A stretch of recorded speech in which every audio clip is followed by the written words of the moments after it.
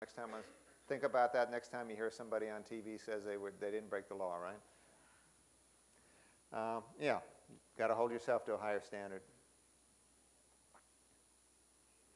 All right, this is one of my favorite ones. There's no reason you would know what the R word is, and we're going to keep it clean here. I'm not sure. Is there a bad word that starts with R? Am I all right on that? Hopefully there. Anybody can guess, and there's no reason you really would, but anybody guess what I mean by the R word when it comes to the greatest obstacle to ethical conduct? It could be. That's not the one I'm thinking of, but that's a good one. Any other guesses? Well, it could be. Could be. Let me tell you what my favorite is. Rationalization. You know? Our greatest enemy is R, and our employees' ability to rationalize that inappropriate conduct is okay. I mean, you look at this file. I mean, why do U.S. senators do things in Minneapolis bathrooms? Why do presidents who've already had problems do things in their office? Why do CEOs do things? I mean, they know what's at risk. I mean, they got it. I mean, they're all dumb people, right? I mean, you know, these CEOs and these, you know, no. I mean, but it is amazing. People will do the craziest things, even those in the public, exposed to public scrutiny to an intense degree, will still take incredible risks. I mean, maybe we'll have this conversation later on why, because I'll never figure it out, why the heck people keep doing crazy things. But rationalization, I think, is one of them. I mean, some people say it's ego, some people say it's power, some people say it's compulsion or whatever. But I mean, people just do crazy things. And one of my favorite sayings, and I think it's from Warren Buffett, is that someone can destroy a reputation that they've worked on for 30 years in 2 minutes. You can take 30 years of a reputation and you can destroy it in 2 minutes. And that's really true. And how tragic and crazy is that? You can really do that. So rationalization. You kind of get what I'm saying in regard to that? I mean, when you got a little thing in the back of your head telling you, well, you know, under these circumstances, or, you know, I kind of deserve that, or they're doing it over there. You know, maybe it's okay, and you know, yeah, I deserve. You know, I should have gotten 2 hours of overtime last week, so yeah, I can put something extra on my expense account because it evens that out a little bit. You know, even though I didn't actually have that expense, because you know it's the fair. Or again, in this case, yeah, normally it wouldn't be all right to do this, but there's something about this case that makes it okay to do. You know, whenever you start having that conversation with yourself, or you have to try to convince yourself, start worrying a little bit, you know, or worry a lot, in fact, because then the R word is beginning to creep up on you. You're beginning to, you know, try to come up with the plausible rationale. You're trying to create a spin for yourself. And again, that should be, you know, a number of different warning signals, but that should be one of your warning signals, is when you're trying to come up with a rationale, you're trying to convince yourself, you're trying to, you know, use that ability to rationalize. We can fool ourselves. We can really fool ourselves and convince ourselves of something, and then when we try to explain it to somebody later, it sounds really stupid, you know? It sounded good to you when you're talking to yourself in your brain, but it sounds, geez, I'm not sure and we'll talk about that a little bit. I'm not sure it sounds that good. So can anybody relate to the ability of folks to rationalize, convince themselves, and the need to protect ourselves against that you know, I can put down that I inspected that place when I really didn't, because they gave me too many inspections today, and it was fine last year, so I'm sure it's fine today. So yeah, what's the big deal? Oh, watch out. Geez, that's scary. I know that doesn't apply to anybody in this room.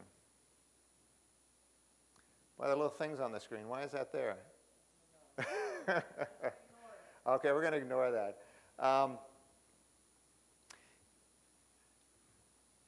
Another thing to be really careful about, you like that, you know, a secret is a 5-second head start? Anybody in an organization like that? Yeah, actually, you're all in organizations like that, where nothing's ever a secret for more than maybe 5 seconds or something. So, all right, here's another thing to be very careful about. Have you ever been in a situation where, and I don't mean a terribly, you know, serious kind of situation, but you've taken any confidence at all or any comfort at all from being able to tell yourself that, well, you know, I'll do this, but I don't think anybody will find out about it, you know. Or I don't think I'll have to explain that to anybody because it won't be obvious to anybody. It won't be, you know, it just won't come up. So I can do that. Well, forget about it.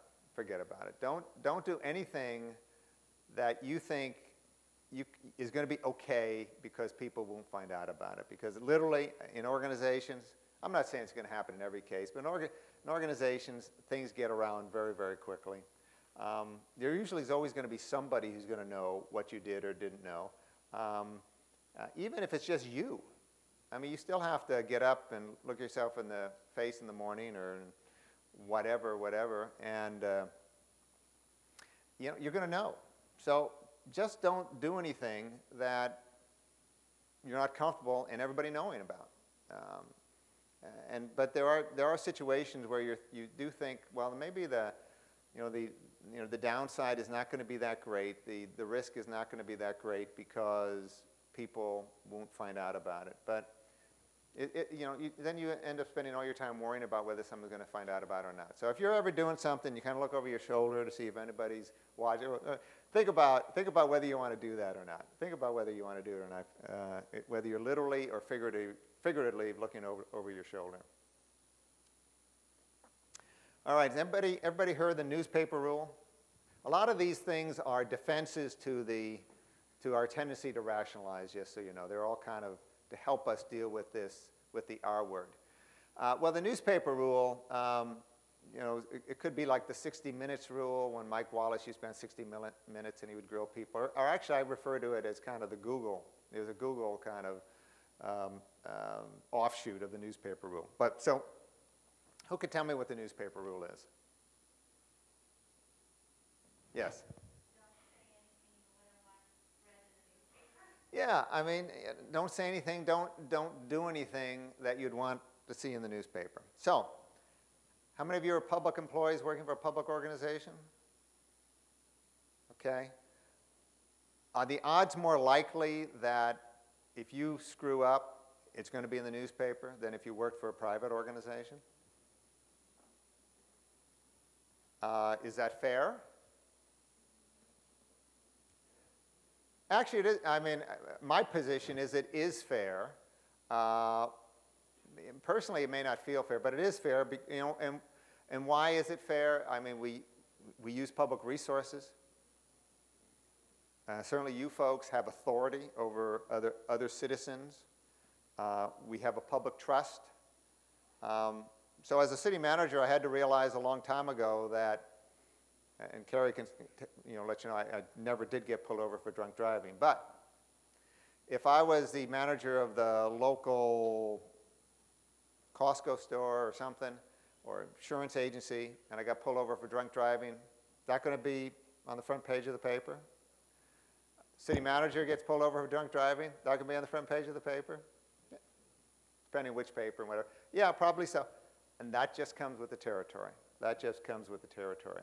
So, another defense to the ability to rationalize is to say, okay, if I was to do such and such, if I was to make such and such a decision, if I was to go ahead and do this or that or the other thing, and it was on the front page of the newspaper tomorrow morning, how would I feel about it? So when your rationalization side is telling you, it's okay, you deserve it, no one's going to find out about it, da-da-da-da-da-da. Think about, okay, forget all that, what if it was on the front page of the paper tomorrow? My family read it, my neighbors read it, you know, everybody I know read it. Am I okay with that? And if you're not, then maybe you got to think about it, because thinking about the newspaper rule is what I do consider the best defense to the seduction of rationalization. And I think one of the other important corollaries is you don't have to just convince yourself that what you're doing is right. You have to convince all the other legitimate constituencies, whether it's your supervisor, your department head, the county manager, or the regional director, or whatever the deal is, the taxpayers, et cetera, et cetera. We'll talk about that a little bit more. All right, so now we have the Google rule, right? Because people can, read stuff online. Let's talk about your career for a minute. What if you screwed up, let's say 10 years ago? You do something and you screw up and it's in the newspaper.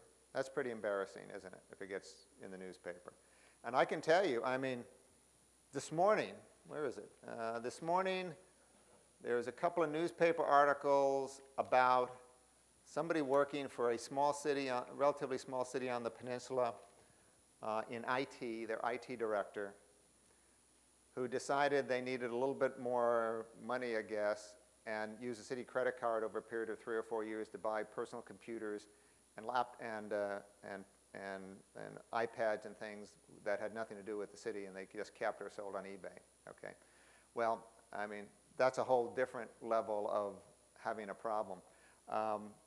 But one of the real challenges is if someone screws up 10 years ago and be in the newspaper, that would be embarrassing, right? How long would that be kind of out there? I mean, after a couple of years, it'd be pretty hard to find that, I guess, when you go apply for your next job or whatever. Maybe someone could go find the microfiche or the microfilm and try to look at, but it's kind of, the newspaper covers your local area and it's kind of there and it kind of goes away, right? Kind of, unless someone wants to dig through the record. What about now? What about now? What's the Google corollary? What if you really screw up and there's a newspaper article, and most newspaper articles are what these days? Online, right? Well, gee, how long is that out there? Yeah, and then the next time you apply for a job, or you're on some dating service or whatever, and somebody Googles you, your name's, is it going to be hard to find out that you screwed up, right? Is it my purpose to scare you? Yes. Not really. It's just to realize, if you're in the public sector in this day and age, you're more likely to get some coverage, and you really don't want to do anything that's going to get you into a story. And there's a lot of unfair stories, and there's stuff, I'm sure, about me on the internet I just do not have. But I'm talking about self-inflicted wounds here in very serious situations. Is really be aware of the consequence of what you're doing and how it can be out there forever and how it can really be a problem for you. And even if it doesn't cost you your job and your career, it can really limit your flexibility going forward. So again, another way to view an issue, if you're struggling with whether or not you should do something or not, think about it being not only in the newspaper, but floating out there on the internet forever if anybody ever wants to check on things for you. And of course, the good old taxpayer rule.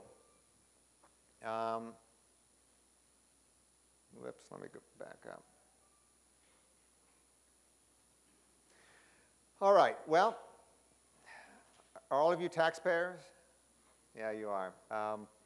And we hear a lot of things about, how public funds are used these days. And it can be a little demoralizing, I guess, from time to time in regard to how public employees can be portrayed by certain folks.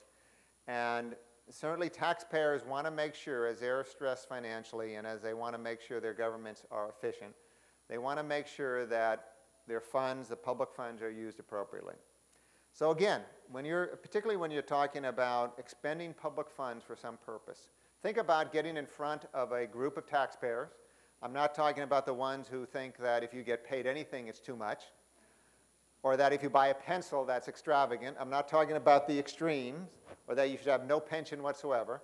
I'm not talking about the extremes, but I'm talking kind of a mid-level group of taxpayers who value the money that has been involuntarily taken from them for taxes, and want to make sure those funds are expended properly. Again, you don't have to convince yourself you're spending those public resources properly. You don't have to necessarily justify it to yourself and maybe a coworker. But if you had to get up in front of a group of reasonable people, but taxpayers, and explain it to them, would it make sense to them? So you want to buy a $300 waste paper basket, okay? I don't think any of us have had to worry about that, but using an extreme example. You may say that you really deserve it and it really will help you recycle and it'll do this and do that, whatever the rationale is. But if you had to get up, if it would like be really embarrassing to get up in front of a group of people, taxpayers, and explain why you have a $300 waste basket, well, probably don't do it, you know, it's just not worth it. I'm not saying it's likely you'll be in that position where you'd have to get up and explain it, but you might, or somebody might be. And you know, I love the people in the press, but they love to write stories about things like that. So think about taxpayers when you're making a decision how to use public resources. Anybody want to give me a good example of any outrageous expenditure you've done recently? Don't all volunteer at once. That's good. Now, if you were required to be here, I'd really, you know, we'd have to really do some work. All right, for those of you who may not be leading a group, and if you supervise one person, you're a leader, and even if you're not doing that right now, I'm going to assume you will be a leader at some point. And you know, we could go on and on about what leaders are and how they conduct themselves and a lot of different things in that regard. But the bottom line is you are one or you will be one, and you know, this is a cliche, but when it comes to ethics and integrity,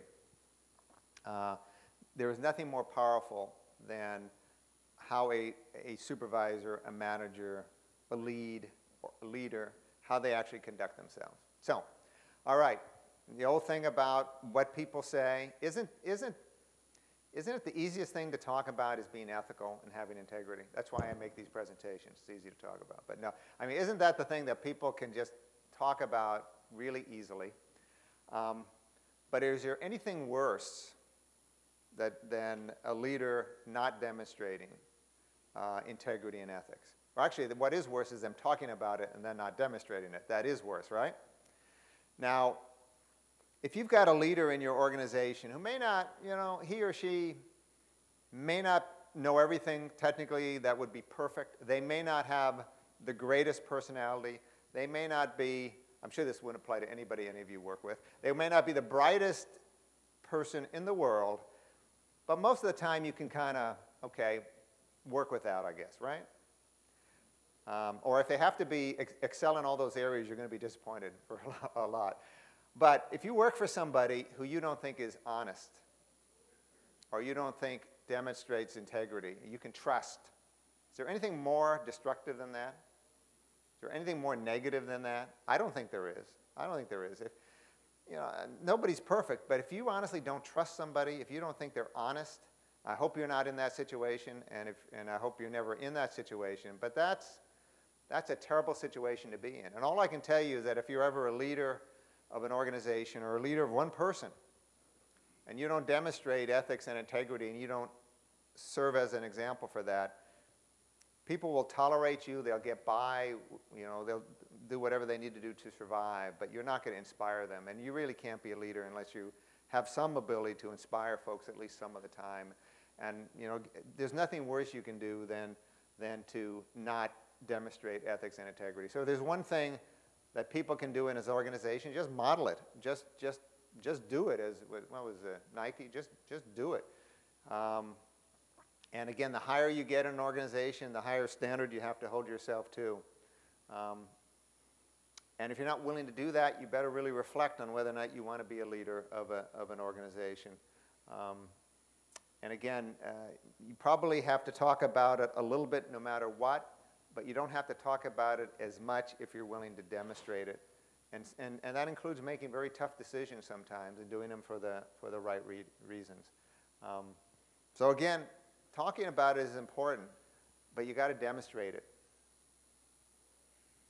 Anything that resonates or any particular questions that come up from anything I've said so far, let me take a break.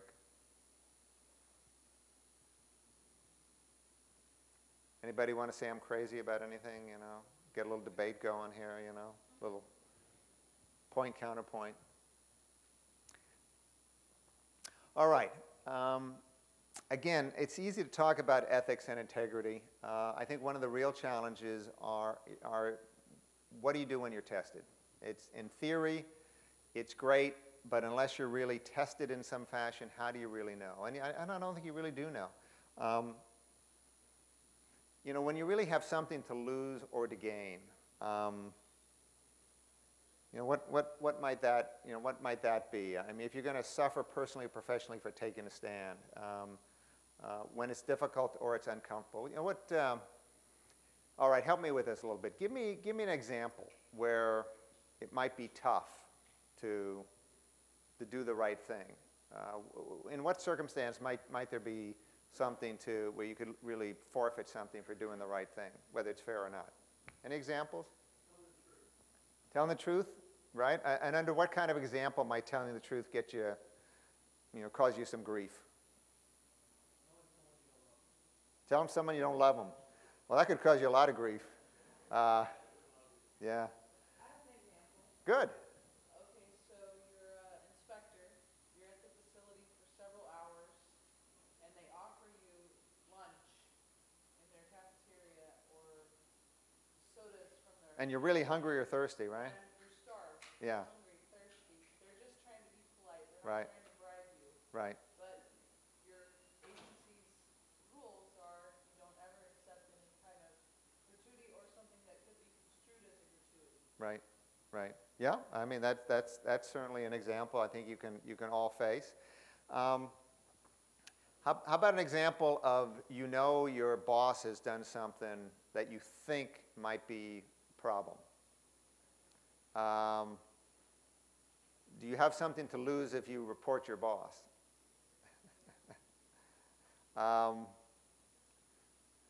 Do you have something to lose if you don't report your boss? Yeah. I won't go into the story of when I was a city manager and the city attorney and I turned our mayor into the district attorney. But I can tell you that it can make for an interesting circumstance when you do, report your boss for doing something you don't think is appropriate. Sometimes maybe there's whether it's you're going to be less hungry or you're going to be less thirsty, or sometimes there's even some financial thing where you're offered something and it really would be a good thing for you financially, and you could really use the additional resource right then and there, but it's a close call and it's a questionable thing.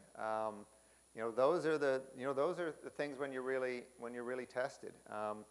If it, oh great. I was bored with the comment about the occasion where I inspect city facilities and going into a city facility and telling a colleague that, yeah, you run this facility, but you still have to, meet our regulations, which are determined by somebody else, and, getting the foot tap and the eye roll because you're a colleague and you're Yeah. telling me what to do, and I don't know, we kind of have this understanding and we're all on the same page, but if I get audited and I see that I didn't go back and tie the bow with, especially with a city facility, that I'm screwed. So it Right. can get this, a kind of uncomfortable situations when you feel like, well, you're telling me what to do, but we're the same, it can be challenged, but Good example. Good example where you're inspecting facilities of other employees in your organization and it creates an uncomfortable situation.